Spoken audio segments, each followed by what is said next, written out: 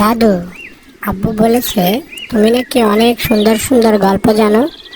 আজকে তো অনেক ঘুরলাম, এখন আমাকে একটা গল্প শোনাও। ও, সেই কথা। শোনো তাহলে।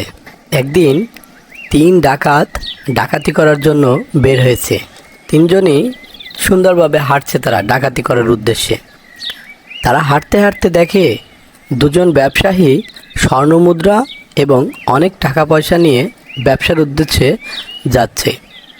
তখন সেই ডাকাতগুলো ব্যবসায়ীদের কাছ থেকে সব টাকা পয়সা কেড়ে নিল এবং জঙ্গলে এক জায়গায় বসলো। বসার পরে একজন বলল, এগুলো আমাদের অতি দ্রুত বন্টন করা উচিত। আর একজন বলল, দাঁড়া, বন্টন তো করবই, এখন তো ক্ষুধা পেয়েছে, তাহলে আমরা একটু খাবারের ব্যবস্থা করি এবং খেয়ে নেই। একজনকে পাঠানো হলো। সে খাবার আনতে যাবার সময় মনে মনে ভাবলো, আমি যদি খাবারের মধ্যে বিষ দিয়ে দেই তাহলে তো দুজনই মারা যাবে, তাহলে সব সম্পদ আমার হবে।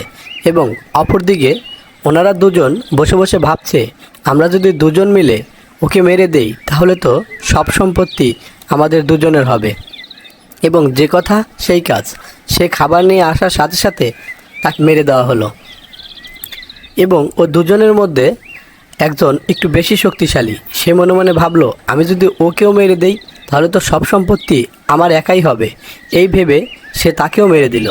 এবং মেরে দেওয়ার পরে সে মনে মনে ভাবলো, এখন তো সব সম্পত্তি আমার হয়েছে, যে খাবারটা নিয়ে এসেছে সে খাবারটা খেয়ে নেই, খেয়ে সম্পদগুলো সব নিয়ে যাব। এই ভেবে সে সব খাবার খেয়ে নিল এবং সব খাবার পরে সে ডাকাতটিও মারা গেল। এখন বলো তো, তুমি এই গল্প থেকে কি শিখলে? হ্যাঁ, আমি এখন বুঝতে পারছি, অনেক ভালো বুঝলাম। অধিক সম্পদের লোভ করলে তার ফল খুব খারাপই হয়। তাই আমাদের অধিক সম্পদের লোভ করা উচিত না। বাচ্চারা, গল্পটা কেমন লাগলো কমেন্টে লিখে দেবে এবং চ্যানেলটি সাবস্ক্রাইব করে একটা লাইক করে দেবে। ধন্যবাদ সবাইকে।